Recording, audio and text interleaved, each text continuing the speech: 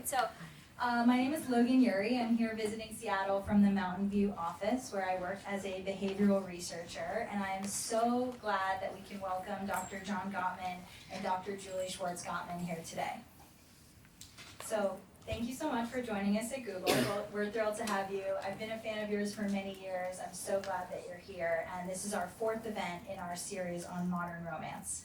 So first I'll introduce the Gottmans, then I'll ask them some questions, and then we'll invite you all up at the end to ask questions at this podium at the mic. So first we have Dr. John Gottman. He's world-renowned for his work on marital stability and divorce prediction. He's conducted 40 years of breakthrough research with thousands of couples. He was recognized as one of the top 10 most influential therapists of the past quarter century by the Psychotherapy Networker. He's also the author of 190 published academic articles and the author or co-author of 40 books, including the best-selling The 7 Principles for Making Marriage Work, What Makes Love Last, and The Relationship Cure.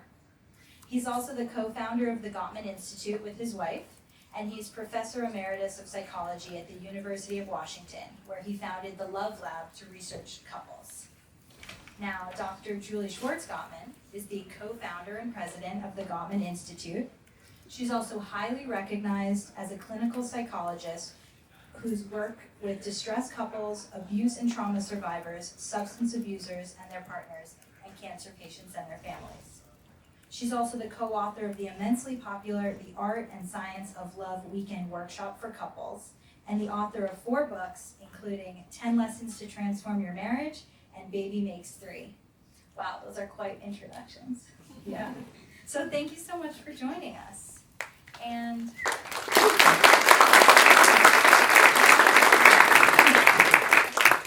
so for those people in the audience who aren't as familiar with your work, I wanted to start at the beginning.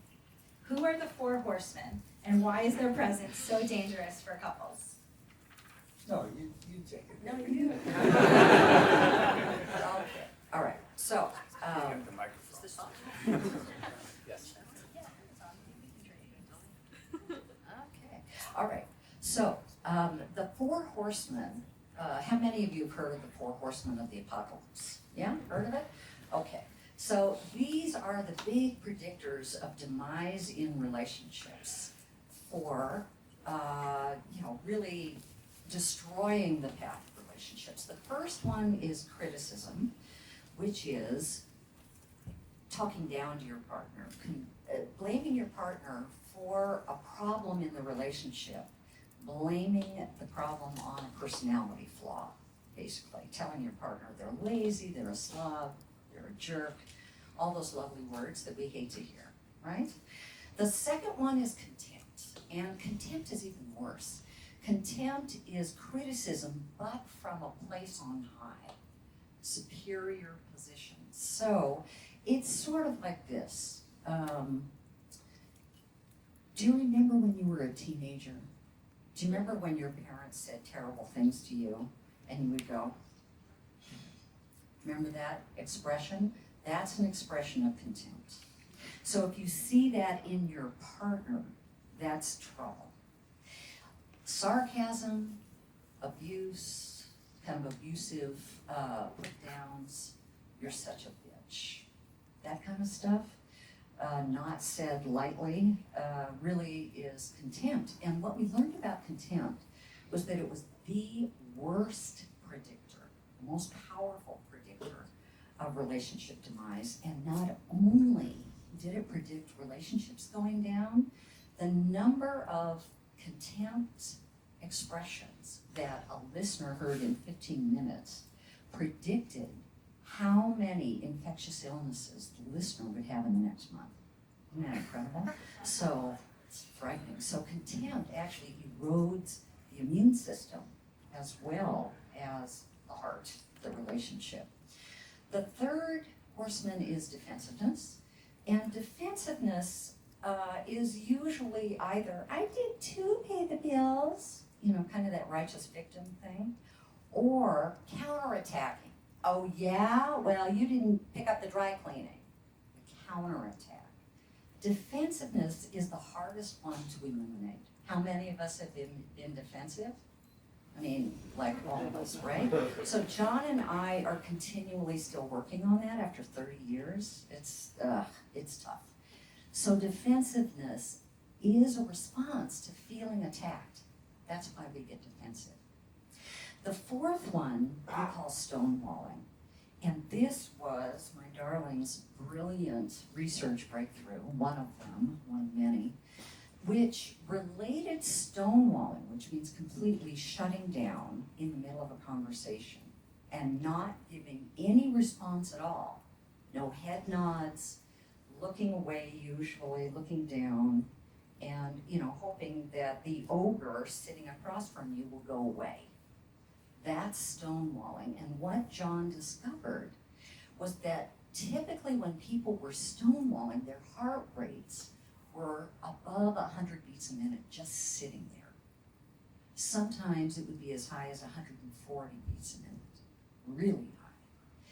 Meaning they were in fight or flight, diffuse physiological arousal, and that was leading them to stonewall. That's our fourth, and it's a problem too. There you go. Now you can go out and destroy your relationships. You know how to do it. That's a great introduction. So John, I read a story about you that I really liked when you met the young, unimpressed publisher of the 7 Principles for Making Marriage Work. And he said, tell me one thing in the next 30 seconds that I can do to improve my marriage right now. Can you please share that story as well as your favorite advice for couples who want to improve their relationships? Yeah, it was a great moment because I was trying to convince Random House to invest money in marketing the book. And he was unimpressed with the videotapes I presented. So he said, tell me one thing I can do to improve my marriage in the next 30 seconds. And I said, well, there's a lot of things in the book, but if I had to pick one, I would say it's honor your wife's dreams. And this guy sat up, put on his coat, and walked out of the meeting. And I thought, okay, I blew that one. He's the head of marketing. So, but I found out later that he actually went home, took the subway to Brooklyn, and he walked in, and his wife was there, and she said, did you get fired? And he said, no, I came home to find out what your dreams are. Because he didn't have a clue. So they had a great conversation that afternoon. He decided to put money in marketing after that. That's so beautiful. And what's your advice for people in the audience for what they can do, maybe not in 30 seconds, but to improve their relationships? You know, I really think Julie hit the nail on the head because when I thought about it, the work that's required in relationships, and we can prove mathematically that relationships are systems that require energy. They're dissipative energy systems. And if anybody's interested in the math, you could look it up in the book that I recently published on it. But based on the math modeling, you have to do work or the relationship deteriorates over time. And I think the work really is downregulating your own defensiveness, which means that when your partner is angry with you or disappointed in you, you've hurt your partner's feelings, instead of reacting really quickly and saying, bullshit, I didn't do that, or it's your problem, you really wait a beat, and then when you speak, you say, okay, I'm listening, talk to me. And I think that's the work. It's hard work, and we still work at it. So it doesn't ever get really easier. No one ever feels joyful about their partner's disappointment or anger with them, or having hurt your partner's feelings. It's just something that happens all the time. But people come to our couples weekend workshop, and they're always thinking, this is great, I'm glad I'm here because she really needs this. I'm fine, but she really needs a lot of communication work. But they're always surprised and horrified that the work really is work you have to do on yourself. So you talked about being a better listener, but I also read your criticism around how some people think active listening is the cure-all for marriages. What are some other misconceptions around what can help save a marriage? Part of the reason that active listening is a mistake, the idea that every time Julie says something, if I'm listening, I paraphrase what she says and summarize it, is that nobody can listen to a person who's attacking them. You know, there has to be responsibility not just on the listener, but on the speaker as well. So we talk a lot about softened startup, about how the masters of relationship really think before they present an issue.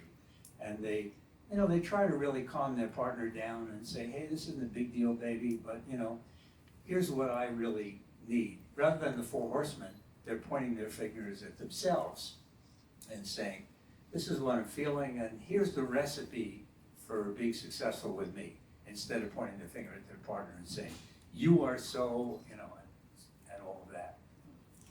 Sure. Yeah, let me add to that. But one of the big misconceptions, I think, about how to be in a good relationship is, first of all, don't get angry. Anger is a bad thing. And the reality is that anger is not a bad thing. It just is. It's organic. It's part of our brain hardwiring. It's an organic thing that needs to be expressed. But how it's expressed is the key. So, as we were talking earlier, it can be expressed through criticism or through contempt, or more description of I'm frustrated, I'm furious, than about what, not about who. So, I'm upset that the kitchen is still a mess. The kitchen is still a mess is the situation you're angry about. It's not a personality flaw of the partner. And then saying what you need. It's so important to say what you need and what you do need rather than what you don't. I need you to stop being a jerk. Your partner gonna wanna hear that? I don't think so. So, I need you to be kind to me when I'm being interviewed in front of, a million people. So, there's, hear that? So, expressing your needs is also a really important thing to do. So what about sex? How important is sex to a relationship? Oh boy, our favorite topic. I love the name of your website, Gotsex. I know. We didn't think of it. I mean, it took a 25-year-old to think of that. Yeah. So, should we talk about sex? Okay. So, sex is important in a relationship. It's a way of expressing fondness, admiration, love, cherishing the person. But an important thing is that it needs to be personal. It needs to be personal sex. So, what we're talking about there is blending emotional intimacy with physical intimacy. So, lots of people are doing hookups. Everybody's doing hookups these days. That's impersonal sex. You don't know who you're having sex with. So what are you actually doing? Well, you're kind of doing mutual masturbation. You're stimulating each other. So that's not what preserves a relationship. What preserves a relationship is really understanding what turns your partner on, understanding how your partner wants sex to be initiated in a way that's comforting to them, and how a person can refuse sex without destroying the ego of the other person, right? So having those discussions about sex openly and honestly is one of the things that can really help strengthen the physical relationship. I need to take notes because my wife is talking about sex. So, there are a lot of misconceptions about this. And one of the most common misconceptions is that too much intimacy destroys eroticism. Familiarity breeds contempt. I just read Mating in Captivity. Mating in Captivity, good example. Esther Perel says, don't wear that flannel nightgown, ladies, because turn your partner off. Wear a sexy negligee, and be mysterious. Don't really share all of your secrets with your partner. Have some mystery. And do not cuddle. Cuddling is the death knell for eroticism. And she advises her clients not to cuddle. And in fact, she has advised her clients to ask for money for sex. And making sex impersonal is her recipe for increased eroticism. Well, we actually have good data on this now. From 70,000 people who reported about their intimate sexual relationships online from 24 different countries. And in fact, everywhere on the planet, the opposite is true. Couples who kiss one another goodbye when they go to work. Turns out that, as a study in Germany, if men kiss their wives goodbye, versus men who don't, those men who do kiss their wives goodbye live 5 years longer. So what are they tapping into? And in all of these countries, sex is the same and romance is the same. So people who have great sex lives kiss one another passionately for no reason at all, hug each other, they cuddle, they give surprise gifts, compliments, flowers, and they do the kinds of things that really Esther Perel is saying not to do. And furthermore, most of us really know how to get underneath that flannel nightgown very easily. I don't wear one.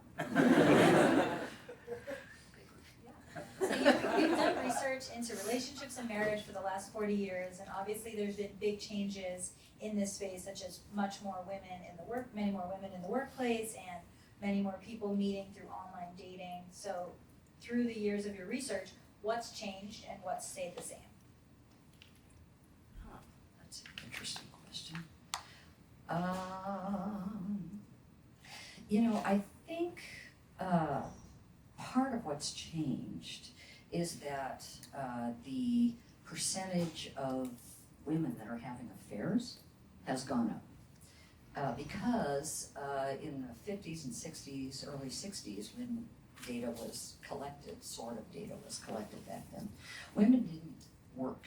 Women were at home drinking coffee with their neighbors, and their neighbors were all other women staying home with the kids like they were. So they didn't really have access to other partners outside their spouse. Now, with women having entered the workforce, there's lots of access. And so their percentage of the ones that are having affairs are going up. But at the same time, what's interesting, I think, is that people still want the same thing, for the most part. Most people still want a committed relationship. They still want families. They still want something that's long lasting. They want their partner to be a close friend. They want, maybe this is a little different, they want equality in terms of the roles that each plays, in terms of, all the daily activity, taking care of the house, the kids, etc. There's more, so there is more equality, especially in, the younger generation and raised with those values. And there's more balance, I think, to some degree, between men and women and whose career path you follow. There's more flexibility with that. So men are following women's career path sometimes too, as well as the other way around. Used to be only the other way around. What do you think, Jerry? Well, I would say that the biggest thing that's happened, at least in the last 60 years, is the erosion of trust in our culture.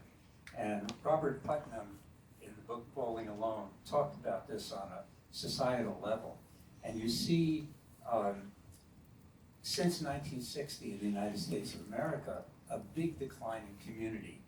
People are more alone, they're more lonely, they don't join organizations. And probably the best indicator of this is the disparity between what the poorest people in a culture earn and what the richest people in the culture earn. And this has been growing enormously, so that, earlier in the United States in the 50s, the CEO of major corporations would earn 25 times what the average worker earned. And now CEOs are earning 350 times what the average worker is earning. And if you look even internationally, this erosion of trust is is reflected at all levels of society. So these indicators of how much do people trust other people, just as a very simple question that sociologists ask on the phone, is related to overall health of people, longevity, school achievement of children, crime, and the statistics are really quite dramatic, both within the United States and internationally. But in an interpersonal level, we've also seen an erosion of trust, so that now the major thing that people want, and when they select a partner, is trustworthiness. That's the quality they're looking for, and I think Julie's right. We want to be with somebody who's really going to be with us for a lifetime and going to cherish us, and take care of us when we're sick, be with us for richer or for poorer, just like the wedding vows.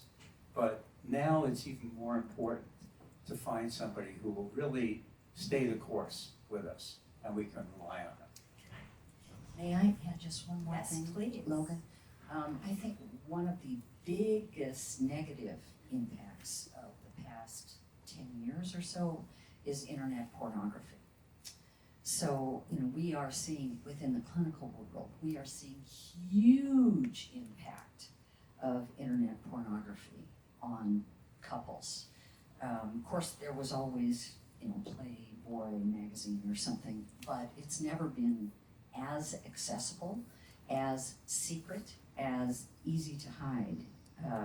And so, millions and millions and millions and millions of people are going on internet porn. And the effect of that, when people really use it frequently, is that it changes their expectations of sex with their partner. They want the sex with their partner to look like what they're watching on the computer. And of course, it's impersonal sex that they're watching. And I've seen some of the carryover of that into relationships that really can be very disastrous. Well, that was fascinating and not what I was expecting, so I really appreciate it. And I would love to talk more about trust and how people can build trust, and then after a betrayal, which I think you say is one of the biggest issues in the end of a marriage, how can people repair trust without necessarily breaking up? What do you want to know? That's what you must know. Yeah, what are the foundations of building trust, and how do you repair it? Okay, so here's one of the places where mathematics really illuminates the nature of relationships. And the mathematics that's important is game theory. And game theory is, this idea that when people interact, it's as if they were selecting from a set of strategies in order to maximize some metric that has to do with payoff or utility. So it's like, Julie and I are interacting, and each of us are selecting what we're going to do with one another for some purpose. And it turns out that when you solve various games and find a solution, that there are two possible solutions that you can come up with. One is called the von Neumann solution. And the von Neumann solution is basically selecting the best of the worst. So you think about, the relationship, and you go, well, let me cut my losses. I don't want to expect much from this relationship. So let me figure out how not to get hurt. And you interact that way. That's one way of solving any game. Another way is called the Nash solution. And John Nash won the Nobel Prize for this solution. And here, what you're trying to do is get to the best for both people. And so the metric you're trying to maximize is not only your own benefit, but your partner's benefit as well. So trust is really having a metric where you care as much about how your partner does as you do about how you do. Where you really care about your partner's feelings, your partner's needs, as much as you care about your own. And that's how you build trust, is really the idea of, I have my partner's back, which is, I know that when Julie and I are negotiating some decision we're trying to make, and I have one point of view and she has another point of view, that she's thinking not only about herself, she's thinking also about me. And and how I'm gonna fare and what's good for me. And I'm thinking about that as well for her. We're gonna arrive at the Nash equilibrium, the Nash solution. Well, how do you arrive at that? And what our research tells us is that the way to build trust is to be there as a great listener when your partner is upset. The negative emotions are the magic moments for connecting. So, not what you would think. It's just really that, that couples who build trust appear to have a motto in which they're saying, baby, when you're in pain, the world stops and I listen. I care. I care about what you feel. I care about what you need. And that's what builds trust. Okay. And let me add a little bit to that and then talk about how to recover when there's been a betrayal.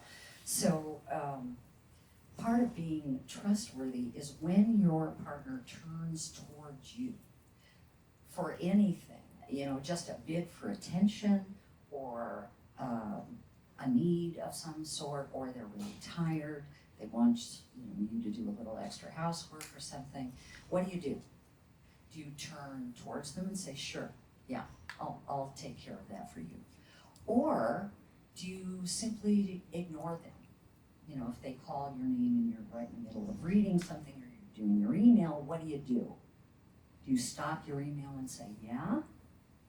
Or do you keep doing your email? Or do you say, stop interrupting me, I'm finishing my work, which is turning against, right? So there's a huge difference in building trust in terms of turning towards versus turning away where you don't respond at all versus turning against. So the more you can turn towards your partner, the deeper the friendship is, the more your partner trusts you to be there for you. And the more your partner may also be willing to give back to you, so it deepens the trust system between the two of you, which is wonderful. Okay, so let's talk about betrayal and what leads up to betrayal. Part of what leads up to betrayal, which we've seen in our work, is people avoid conflict. Isn't that interesting? So John was saying something wonderful a moment ago, which is negative moments are magic.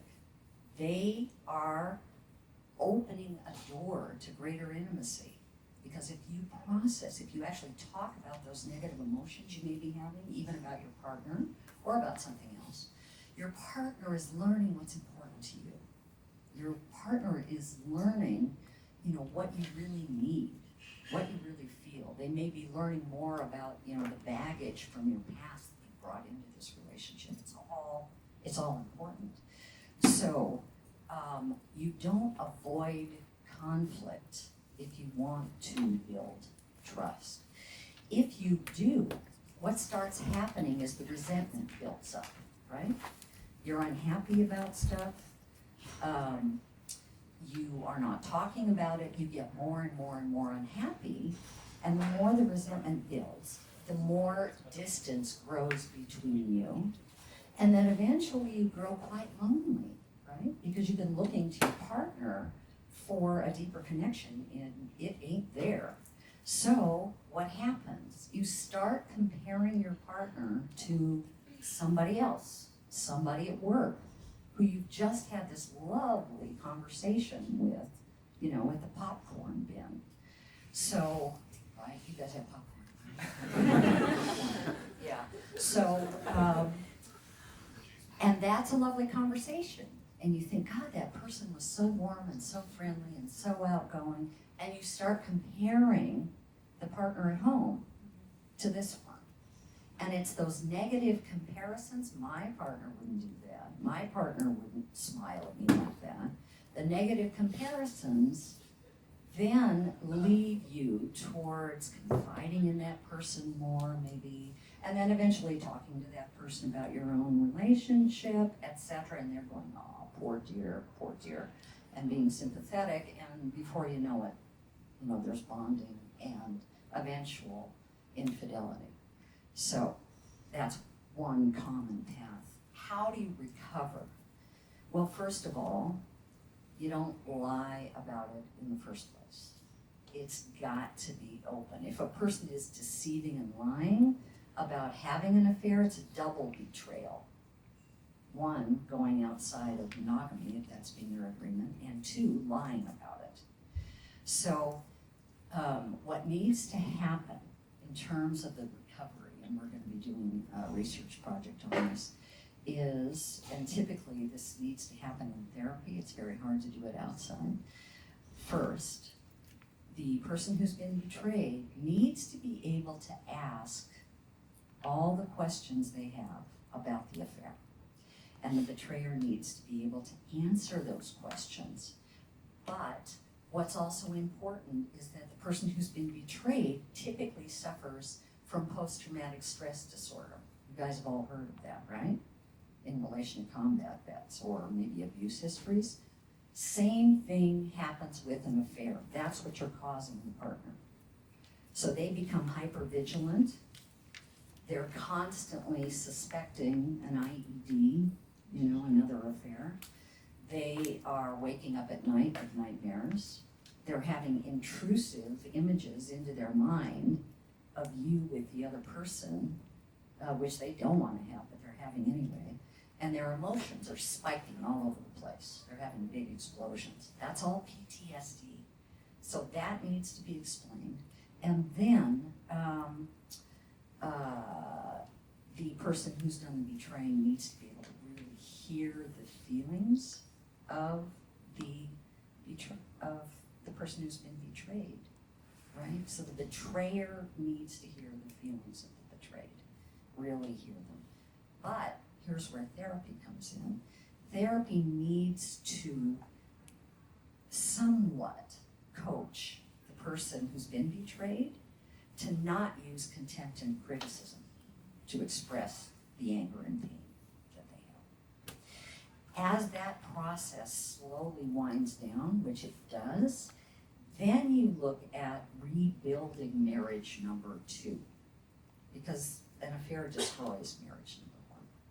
But you can still build marriage number 2 by opening up how to do conflict in a much better way, how to turn toward the other person, how to express honest admiration, and over time, the relationship is rebuilt, and oftentimes it's stronger than ever. So people definitely do recover from affairs if they get some help. Thank you. So I want to shift gears a little bit. You two are the experts on marriage, and this has been a big year for gay marriage. And in all the research that I study on relationships and marriage, so much of it is focused on heterosexual couples. I know you've done some work in the lesbian community. Can you talk a bit about any differences that you see either with gender roles or any other changes in a gay relationship? My colleague Bob Levinson and I studied committed gay and lesbian couples for 12 years. And we found the same principles apply to gay and lesbian committed relationships as to heterosexual married couples. There were some differences qualitatively. One really interesting difference was that most heterosexual couples in the subcultures in the United States, except for Latino and Hispanic subcultures, are very embarrassed talking about sex, even when there's no camera there, with one another, and are very indirect in what they ask for. Don't have a way of initiating sex, a formal way of talking about it, and so gay and lesbian couples were very different from heterosexual couples that way. They were very open and very direct in talking about what they needed sexually. But the overriding difference was that gay and lesbian couples were a lot nicer to each other than heterosexual couples. They were gentler in the way they presented, their conflicts, and they were less defensive, and there was more of a sense of humor. And and we know that there's a lot more sensitivity in gay and lesbian couples to power differentials in the relationship, and a desire, maybe because there's less choice, only 10% of the population is gay or lesbian. Because there's less choice, I think they're more willing to have an equal relationship, even if there are differences in income or education, to really make sure that there's not that power differential. Do you, That's kind of what do you we found. predict anything will change as it goes from committed long-term relationships to official marriage? Yes, I really do. I think the difference is that they will feel, gay and lesbian couples will feel more part of society rather than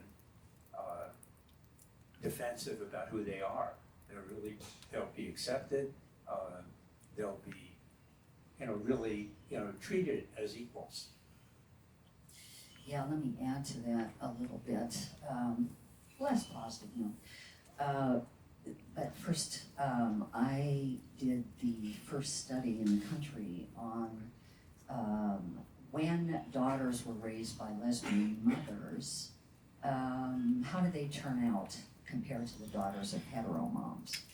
And this was back in 1980, when kids were in custody situations with the hetero parent when the mom wanted to go live a lesbian lifestyle.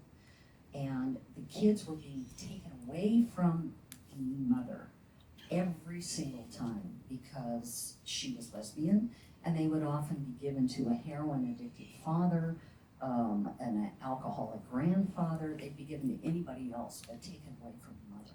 So the study that I was fortunate to do and very supported by many, many lesbian moms and their daughters showed that, of course, the daughters, who were now adults, were actually doing better, having been raised by lesbian moms, in terms of social adjustment, and there were no differences in gender identity and sexual orientation. It was exactly the same. So now, the thing that I'm beginning to hear, which really frightens me, which you guys might want to be aware of, is that as gay marriage has now become the law, there are groups in America who are trying to roll back the laws about gay adoption. Because the stuff, the research that I and many others did at that time allowed gay parents, lesbian parents, or gay and lesbian couples to adopt kids. Well, now they're trying to roll it back. So there's still tension in this issue, despite the fact that, hooray, gay and lesbians can now marry. That's really interesting, yeah. Yeah, and subsequent research to Julie's landmark study has replicated that effect and shown that gay and lesbian couples are, every bit as good parents. And in fact, my personal experience, sort of trailing along as a spouse when Julie gave talks for concerned gay and lesbian parents, was that they're much more concerned than heterosexual parents about will they be terrible parents. And they really go for parental education classes and workshops. So I think just the opposite is true, and I think it's worthwhile raising this alarm. Yeah, the kids are all right. Yeah, they are. Kids are great. So I've been wondering this for a long time. You're famous for your ability to predict a couple's success rate for staying together in the next 3 to 5 years with more than 90% accuracy. So as you're doing research and you see a couple that's really, the 4 horsemen are present, there's all these issues, do you say anything to them? Do you say, you better watch out, or don't get married? It's the season, right? And then I was wondering, are you ever at a coffee shop or on an airplane and you hear a couple, do you ever go up to them and say, listen, it's just Wait, I get so, see, that's how he accepts influence. That's another really important thing in terms of successful relationships. So, It's enlightened self-interest. So, first of all, no, we don't do that. Otherwise, we'd never get invited to dinner. As it is, when that came out in the public, invitations dropped down. We don't typically do that because these are group statistics, right? They're all group statistics, so there's always exceptions in group statistics. On the other hand, I have to tell you a story, which is we have one child, one daughter. We were really old when we had her, So any of you who have old parents know that your parents will dote all over you and, you know, hover and protect you. So when our daughter was 2, John put her in front of the TV with videos from the lab and said, what do you think about how that father and, you know, what do you think about those 2? You know, are they doing okay or not? And we've been doing that with her, poor thing. I mean, you know, we not only started a college fund, but a psychotherapy. She's the daughter of 2 psychologists. So, yeah, we rarely tell people they should split up, but every now and then we do when there's definite abuse and no clear path towards change. Sometimes it's really painful. We did this study of couples having a first baby, and we followed them from a couple of months after the wedding. And we found that 2/3 of them had a big drop in relationship happiness in the first 3 years of the baby's life. 2/3 of them. And when Julie and I designed this workshop, 2-day workshop called Bringing Baby Home, we could reverse that trend for almost 80% of the couples in just 2 days. Right? We could do that. And we were at a restaurant recently, and I saw this young couple, and they had a new baby, and they also had, about a 5-year-old girl, and they weren't speaking to each other throughout the whole dinner. And the glances were pretty negative, and I was just dying to go over them and say, would you take our workshop? Because you could avoid all of this pain in such a short time and prevent this misery. But, I don't feel I can do that, go over to somebody and say that, but I would really It's wish I like could. you have a superpower and you can just Right. So I have so many more questions. I'm gonna just ask one so that we can open it up to the audience afterward. But in my own personal research and talking to people about their relationships, the question I get the most is, how do I know if I'm with the right person? Yeah. And when do I settle down? And are my standards too high? And through you, I discovered the research of Dan Balcom about realistic versus idealistic standards. I was wondering if you could talk about this, Yeah. especially for people in the audience or on YouTube who are thinking, am I with the right person, or how do I find the right person? Every couple of months, when I used to watch Oprah Winfrey, there'd be this depressed psychiatrist on, as an expert on relationships. And his advice was always, lower your expectations, and he said, don't expect anything from people, because, it's really gonna be bad if you expect something. You'll always be disappointed. This guy looks so depressed. And so, but you hear this advice over and over again, don't expect anything, because high expectations are the death knell of relationship. So Don Balcom at the University of North Carolina spent a decade studying this, and he found just the opposite, that when people expect to be treated well, that's what they get in relationships. And when people have lowered their expectations so that they're okay being treated like dirt, that's what they get. So his advice was, have high expectations and, expect to be treated well, and bail out of a relationship if you're getting treated badly. One of the things that I really love to tell folks is, how does your partner make you feel about yourself? So if, when you're with that partner, you feel handsome, you feel beautiful, you feel smart, you feel cherished, you feel like your partner really respects you, that's a sign that the relationship is a good one. If, on the other hand, you feel insecure, you feel nervous, you feel scared, you feel like, oh God, was that a stupid thing I just said? How come they're not responding? Why are they always looking away? Why are they looking at other people instead of looking at me? Those kinds of questions indicate to you that, a big question mark in terms of whether the relationship is really working for you. Yeah, let me tell a story. I was talking to somebody, and this shopkeeper. And she said, you know, I'm now really in a good relationship, but I used to be in this relationship where the guy always said to me, you know, why do you have to laugh so much? And why do you have to laugh so loud? Can't you think before you laugh? That was his message to me. And she said, you know, when I was thinking about it, you know, nobody thinks before they laugh. They just laugh or they don't laugh, right? And I'm now with somebody who just loves the way I laugh. And, you know, I'm with this guy and he's just perfect.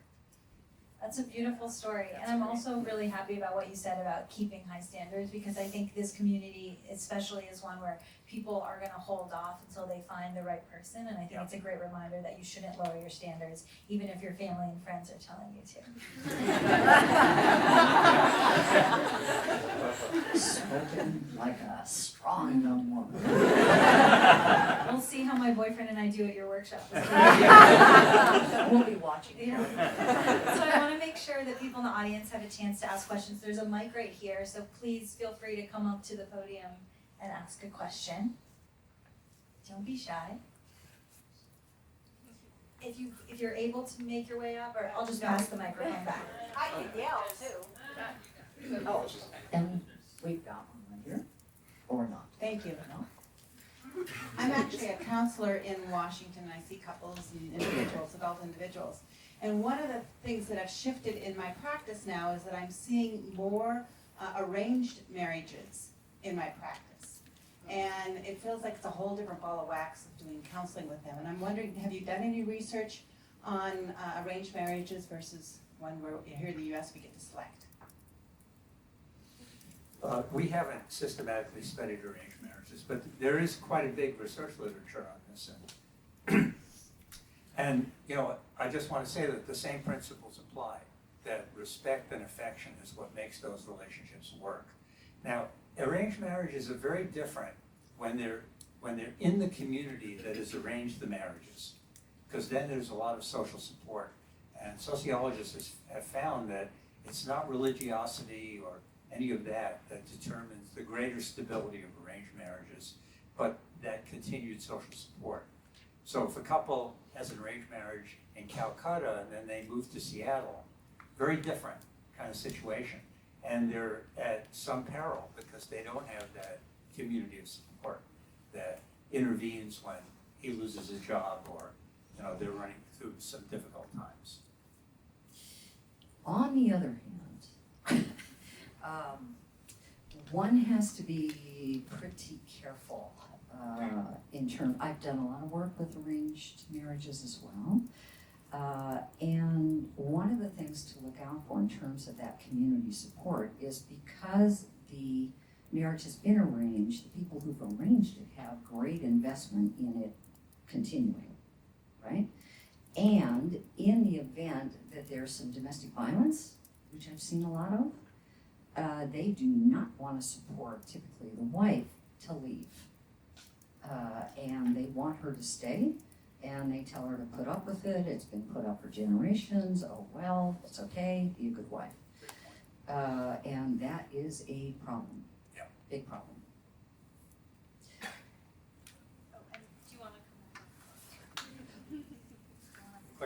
Hi. So I've read several of your books and I really enjoy them. But I noticed that a lot of your research is focused on long-term couples. For people who are single or just starting to date, do you have any books that you recommend or that you wrote? So, you know, part of the problem is that there has been this much research on dating and single people and how to pick a good relationship. So all of the internet stuff, I mean, there is no research that backs it up.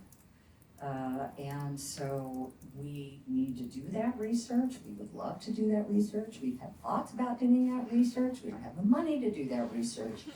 But, you know, it's a very valid thing to be looking at. Because people, especially if they're coming out of divorced homes, and many are, don't know what to look for in terms of a decent relationship. So, good question. You know, one of the things that's so interesting about, you know, research on relationships at the beginning, selecting somebody, is that the research is just awful. And part of the problem is that these matching services are using the wrong algorithm. They're trying to help people find their clone, okay? Find somebody just like you, has the same interests, the same philosophy of life, the same personality, and what we know about how pheromones work in initial selection. People select t-shirts that smell good based upon, the pheromones there. They're selecting their genetically more diverse person. On the major histocompatibility complex, they're selecting people who are different from them, very different from them. So, we've got the wrong algorithm there. And, that's just an indicator that we really don't know how to help people select the right mate. But I think that the guide is to find somebody who really likes the way you laugh and thinks you're funny, and really enjoys your company and you enjoy their company. And that's really the best guide we have at the moment. I'd love to hear this guy's question. It better be really great. No pressure. No pressure. One thing I find interesting about your work is that it's based on data. And it was quoted earlier that during the stonewalling, the beat rate went up to 100, 140. And I guess that made me really curious, is that conducted then in a laboratory setting? Are couples then put into a contentious situation in a lab and then studied? We've studied them in several ways. One is, standard kind of situations that are designed to elicit conflict, or having them talk about how their day went after they've been apart for at least 8 hours. But in the Love Lab that I built at the University of Washington, couples just hang out for 24 hours, and the videotape is just rolling, no instructions at all. So we watch them having dinner, we watch them reading the newspaper, cleaning up after dinner, stuff like that. So there you can just look at everyday moments, and they're wearing Holter monitors, so we're looking at their heart rate, electrocardiogram, and when they urinate, we take a urine sample and measure stress hormones, and we take blood from them too. But very unobtrusive. There's no cameras in the bathroom. Thank you. Yeah, mine's Craig. I'm here with my wife Wendy, 28 years. Yay. But you mentioned at the very start the four horsemen. And I can think of many times in our relationship when all four have been present, stampeding through the room, causing hate and destruction and everything. But yet we still managed to continue on. And I was wondering, if the presence of the four horsemen is always there and you're just trying to keep them at bay, or is it trying to not ever let them exist in your relationship with your guy? I guess I'm a little confused there, because we should have broken up many, many years ago because of the horsemen's presence for so many times, but at the same time, we seem to have survived past that, and yet they're still there, so. Righto. I mean, they are for us too, right? So, we're all human beings, and as human beings, we do have moments when we are not editing ourselves, right? Have you guys ever heard of Cokie Roberts? Know who she is? She's an NPR fabulous political commentator. And she and her husband, who was a senator from Tennessee, wrote a book about their marriage. And one of the things that they said that was wonderful is the sign of a good marriage is how many teeth marks you have in your tongue. Right? So, what we saw in our research, though, is that, despite having high expectations for your marriage, there's also our concept of what is the good enough marriage. Good enough, right? So that doesn't mean perfect. Nobody really gets away in their marriage without having incidents of being critical or defensive or, even contemptuous, whatever. I mean, we all will slide into that from time to time. This is a very critical culture we've grown up in. So we come by it righteously. We know what criticism looks like, most of us, and so it comes trippingly to the tongue, you know, when we're angry about something. So what we saw though is that the couples who were successful had a little bit less of it, but they still did it from time to time. But they made repairs. They made repairs after they were critical, after they were contemptuous, after they were too defensive or stonewalling. They would go back and say, you know what, I really hated how I just put you down half an hour ago. I want to apologize for that. And they might have a conversation about what was going on with you know, when that happened. And what we've seen in our clinical work, it's one of the tools that we give in our couples workshops that you too will get to learn, is that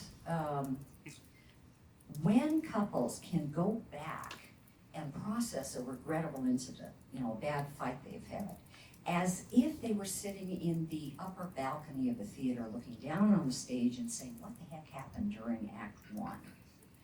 And understand from their partner's point of view what their partner was feeling, what their partner was perceiving, and do that in both directions, really listening to the other person, and then owning responsibility for whatever they contributed to that regrettable incident. It's a beautiful way of, again, taking something negative that's happened and turning it into magic, turning it into understanding the other person's kind of inner life in a much deeper way. I think we have time for one more quick question. Okay, very well. Thank you so much for coming today. For those of us who have young children but aren't able to attend your 2-day workshop, what are some of the things that are specific to couples with young children, both in terms of the problems that they experience and also in terms of the strategies that they can use? Sure. One of the things that is very important is that when you become a parent, you've made a huge philosophical leap. I'm sure you experienced this when you became a father, that you become infinitely vulnerable, right? I mean, no question that you stop a Mack truck to save your kid's life. Automatically, you know that if something bad happened to your kid, it'd be disastrous. And you've immediately joined the family of man, family of mankind, humanity, and you become so vulnerable. And you're able to love at a level, you know, that is beyond what you imagine. So it's a huge change. And loving this creature together with your wife, with your partner, is, you know, a very powerful bond.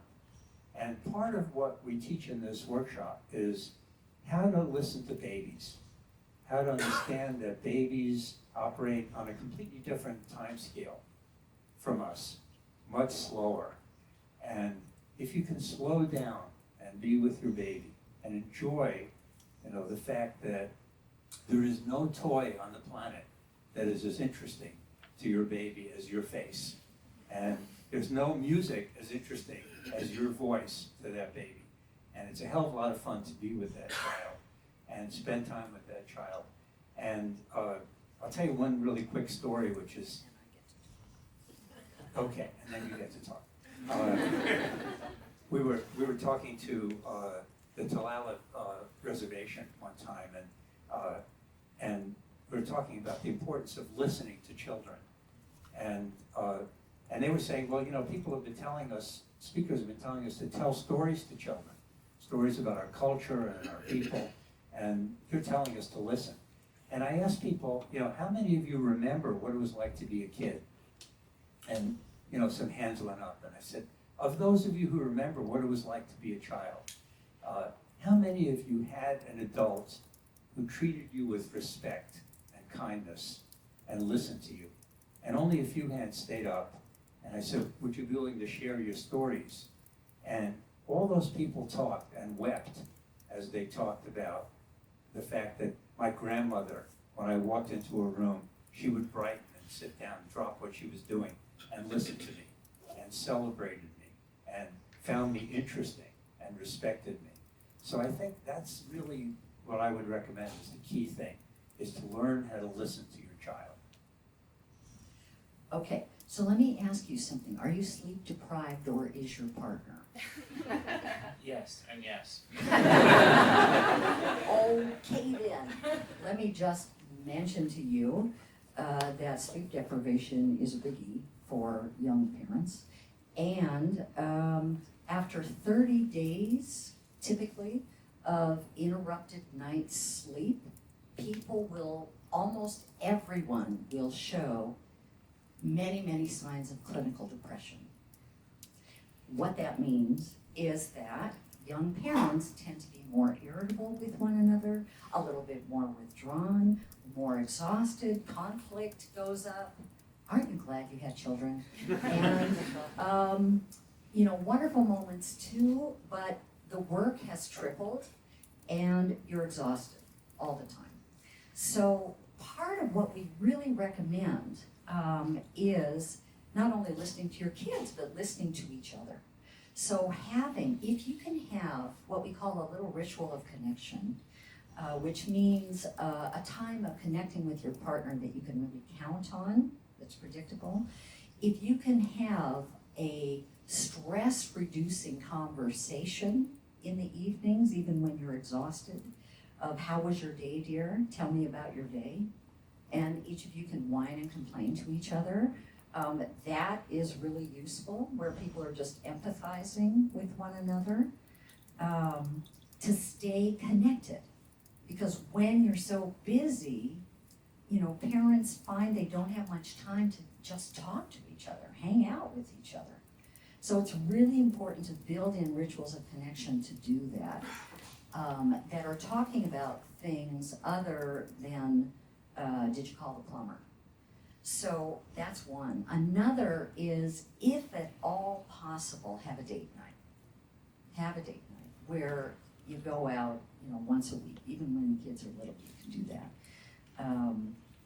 And third, if you can possibly, depends on how old your kids are, once in a while have an overnight. It's all you'll do is talk about your kids. You know that.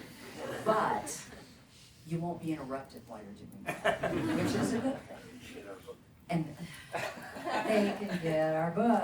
Yeah, but, so our book does all this stuff. But anyway, so, staying connected with your partner is super important, and building in those rituals of connection where you can really count on talking to each other is wonderful, helps the marriage. Thank you. Well, that's it for time, but thank you so much. This was really a dream of mine.